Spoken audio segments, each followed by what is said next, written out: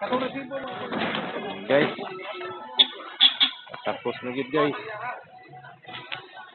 Guys.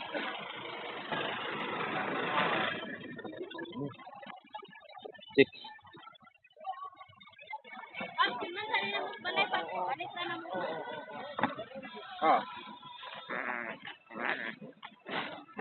Hapit na gyud man, hapit na gyud.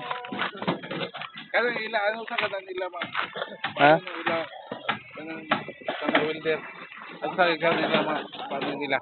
Kay murag ugma ni ma. Kay kanina man lang sa nipa ani. Oh. Lain katong didto.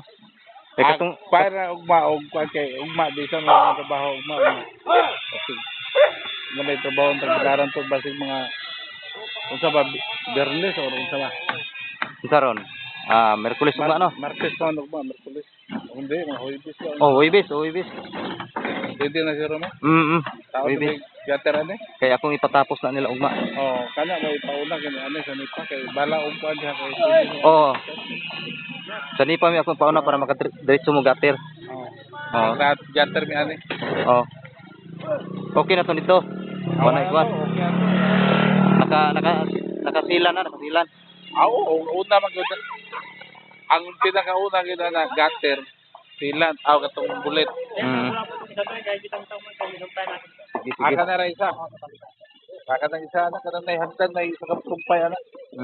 Maiwan na bulitan. Sige. Mag-overtime po si Ari. Buhos. Paano kung siya kung 5 kilo mo siya? Oh. Okay. Ayaw na lang ugma. Ugma din mo trabaho ato ni pingilaran niya. Pwede sa may balot na nitak. Kaya magkuhan po kurog si ani para ugma. Pasiguro lang na sa ila kay para ugma masitinyo sa mo balag. Oo. Kaya magkakuan pa maubatan yung nato sa balot. Sige.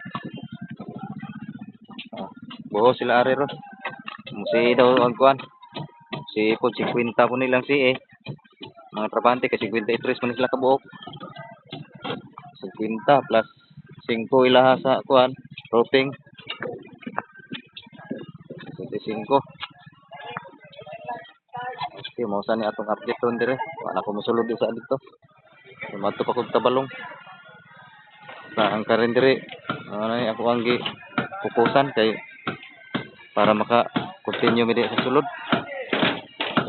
Nagbakal dito sa taas para makabuhos na